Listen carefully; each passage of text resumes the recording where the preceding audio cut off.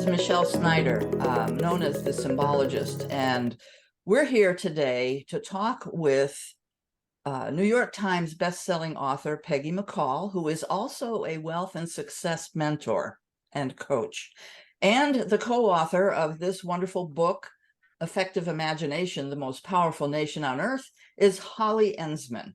And we're going to be talking today about using your imagination and how that benefits you. When did you first realize that the imagination was a powerful tool and gave you great capability?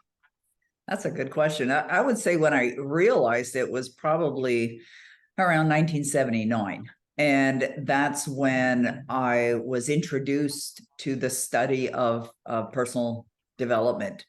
And I was completely ignorant before that time, ignorant meaning not knowing, not meaning rude, although I was probably rude too. But I was introduced to the power of our that we all have, the power that we have within us through Bob Proctor when I met him in January 1979. And it was through his teachings and his guidance that I realized that we have this incredibly powerful tool within our mental faculty called imagination.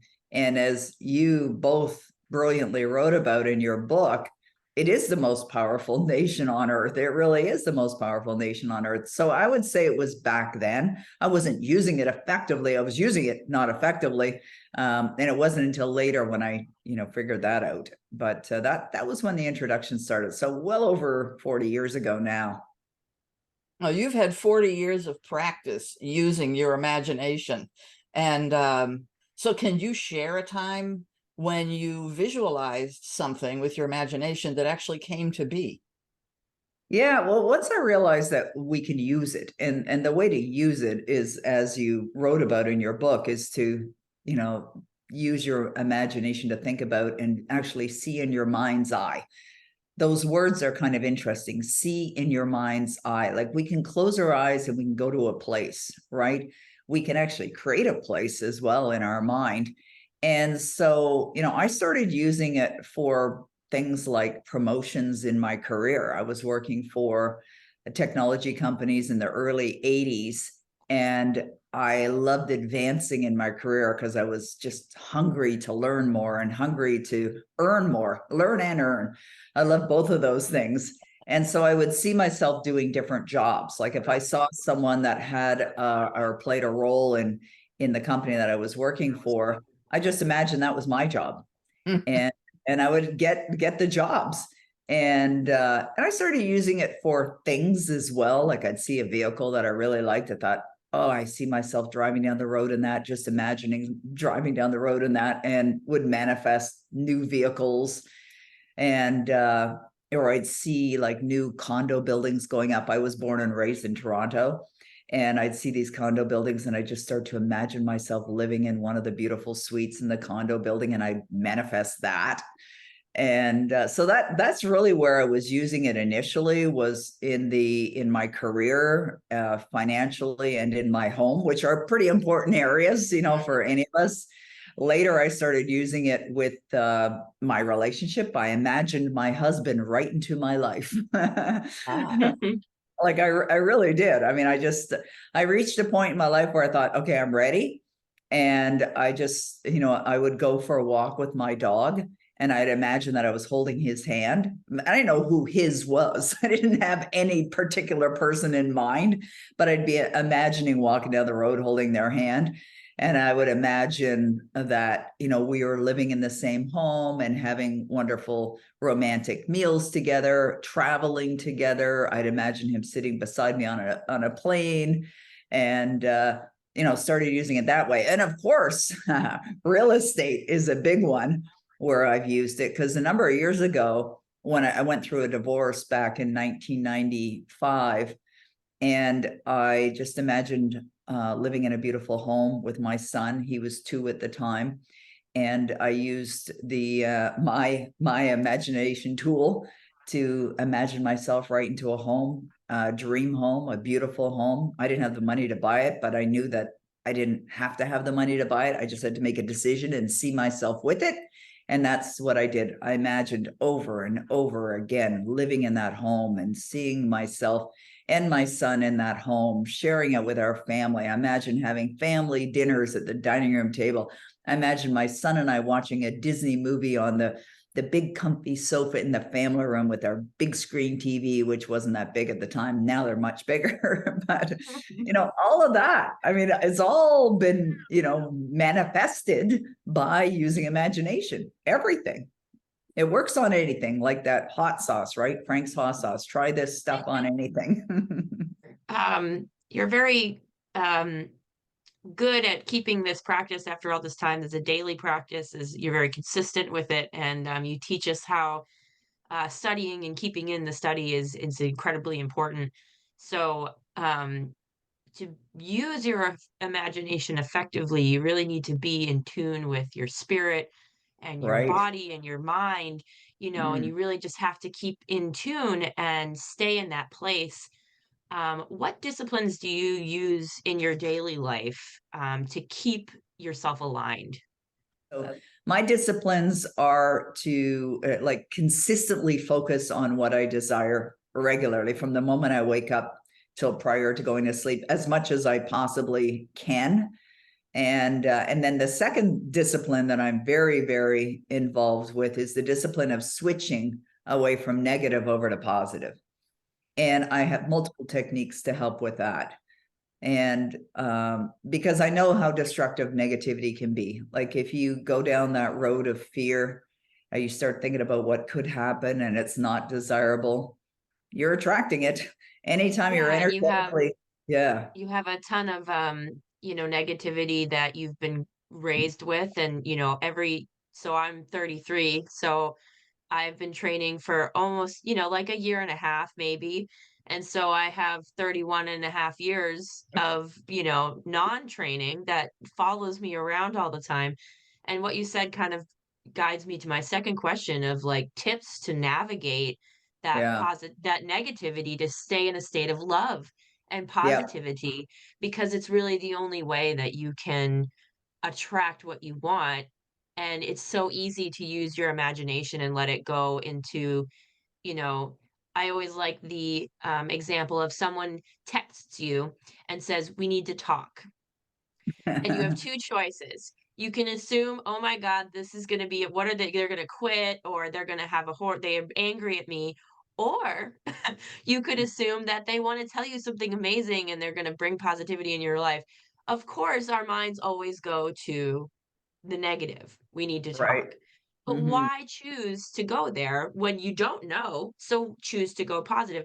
So it's just navigating that negativity that surrounds us and staying in that love-based energy. And Right, what tips do you have? And you said the water off the duck's back, but that's hard. And I know you have our little blocks that say, "What would you love?"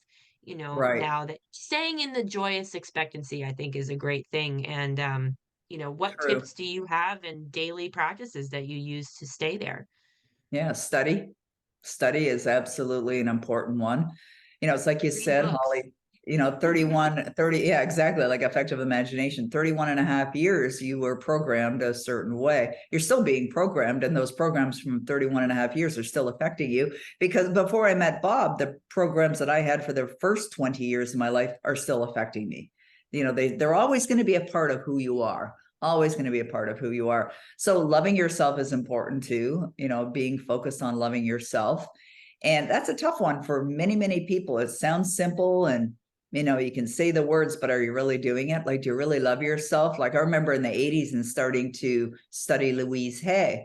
And I began to study her because my father had been diagnosed with cancer. And I knew that Louise Hay had done some work with holistic healing, and because she'd healed herself and she was working with lots of AIDS patients and cancer patients. And so I got into her work.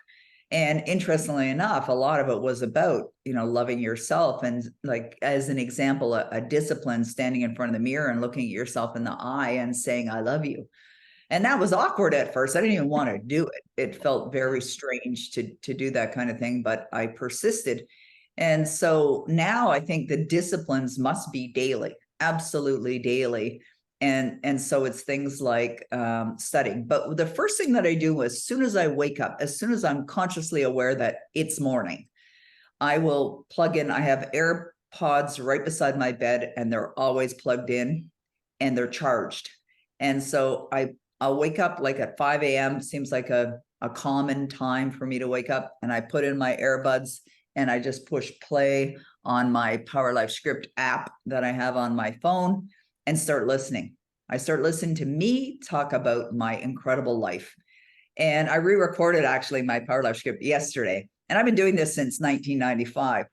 And yesterday I recorded it, and I must have been high on caffeine because it was like, woo, the energy was off the charts. I was listening to it last night. My husband and I were sitting in the family room. I was listening to it and I was smiling. He's like, "What are you smiling at?" I said, "I'm listening to myself." And it was just so energetic. And I had the thought this morning, maybe I should turn down the volume a little bit on my energy because it's a little bit, like high. And so listen to my Power Life Script, which is a description of my incredible life. It really puts you into that imaginative state of seeing it and feeling it and being Reinforces it. Yeah. Reinforces it, exactly. And I listen to it every day. Like there isn't a day go by I'm not listening to it. Sometimes I'll listen to it for hours a day. Sometimes I'll listen to it for maybe an hour and a half. That's probably the least amount of time. But from 5 till probably 6:30, I listen to it at least as a minimum. And then sometimes when I'm, doing things around the house, I'll listen to it. I get in my car. Every time I'm in one of my vehicles, I have 2 of them. Anytime I'm in one of my vehicles, I'm listening. And I go walk my dogs, I'm listening. So I'm feeding my mind, because everything we take in through our conscious mind makes an impression in our subconscious mind, and it strengthens it. It strengthens those beliefs, right? It's and like that's the power of stories, Peggy. It just occurred to right. me, in effective imagination, I included friends' stories about Yes, how this is affected, but I also included fictitious stories, because to me, stories are a place where your mind is able to make its own pictures of what's happening in the story, and that strengthens your ability to use strengthens the connection and the muscle of the imagination. And so the Power right. Life Script is a story that you tell Yeah, yourself and you believe it to be true. And the more you listen to the story, the more true it becomes. right. That's a good It's point. like the statement that life is a game, and that's really a big part of it as well. We get to create the scenes, or we create the picture of our life, and then step into it, right? And step into it and imagine it to be whatever it is, and then that because of what you're giving your energy to, it'll create it. Because you build it, you reinforce it. It's like that statement by William James: believe, and your belief will create the fact. I'm asking myself this question: what am I seeing? If you're happy that has come to be, what do you see as a result of that? So the seeing invites the feeling, right? The whole experience of writing out a goal statement that's extremely positive, but to do it consciously. Mhm. So have the conscious awareness to notice, if you're writing happy, are you feeling happy? When you're writing grateful, are you feeling grateful? And the thing that helps with that intensification of the emotion is, what am I seeing? You can let the sails flap and your imagination will just take you wherever it goes. Or you can direct your imagination to build the movie for your life, to build the reality of your life the way you would prefer it to be. And that really, you can't unlink it from how you feel. And so then I learned that, a man is what he thinks about all the time, or a woman. I mean, man meaning the generic thing. And, Right. your feelings are really what create your ability to like really enjoy life or be miserable. I mean, Right. that's when we enjoy True. life or we're miserable. It's how we could be in a palace and be miserable, or we could be in a shack Right. and be happy. It's not the Right. surroundings, it's the feelings. And yes, I don't want to live in a shack. I want my horses outside. I have all of these things. So that makes me really happy. But I've noticed over the past 2 years of training that my, let's say, resting state, my normal state of feelings is now happy and grateful. I don't have to Yeah. work so hard to bring those feelings to me. They're just there. We also talk about in like the first chapter, which is I believe a faithful spirit. We talk about gratitude Mhm. and how gratitude is one of the surefire ways every time to be more in tune and to like feed your positive spirit and to be more in tune with that faith. Mm, And you just look around and you see what you already have, and you just, mhm. even if it's the smallest, like personally, sometimes I struggle with gratitude because when you're feeling bitter or you're feeling angry, it's hard to be grateful for small things. But if you just grasp that feeling of gratitude, it will start realigning you. And I know you talk about the power of gratitude all the time, Peggy. And that's the first step, really, when people are feeling lost, is to just look around and see and feel gratitude, and that will lead to other positive emotions most of the time. Um, and Yeah, I I know think you've practiced that a lot, Peggy. no, for sure. And I think what happens also is people don't understand the habitual nature of emotions. We're Yeah. habitual creatures. And so there's very likely, if somebody is having a challenge feeling gratitude, it's very likely that they're involved in a habitual way of being that is not congruent with creating a desirable life. And not that they don't desire to have better results, it's not that they wouldn't love to have a happier life, but they're completely unaware. Yeah. Um, Through my training, I realized what I it was important to know what I wanted. It was important to have direction and to be clear about my desires. And these magical things Mhm. started happening when I got focused and I started being positive about the possibilities and opportunities in my life, and they just started flowing in.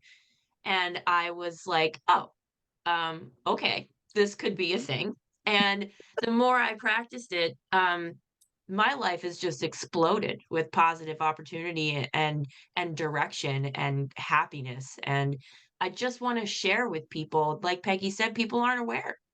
They Mhm. just don't know that this is possible and that it's effective and that it works. And I just want to share with people that being in tune with your spirit and keeping a positive attitude and being connected and focused will bring you to a healthy body. And a healthy body will bring you to a healthy mind. And a healthy mind with positive feelings, you have it in your heart, you have it in your hands. There is a way, there are steps to follow, and I think people get lost. You say, Mhm. "Oh, be Yes. positive," and they're like, "How?" You know? And you say, Exactly. "Okay, start with gratitude." People need guidance, and they need steps to follow in order to gain that Right. confidence in their daily practice, and I didn't wanna just put it out there, I wanted to show people how to do it.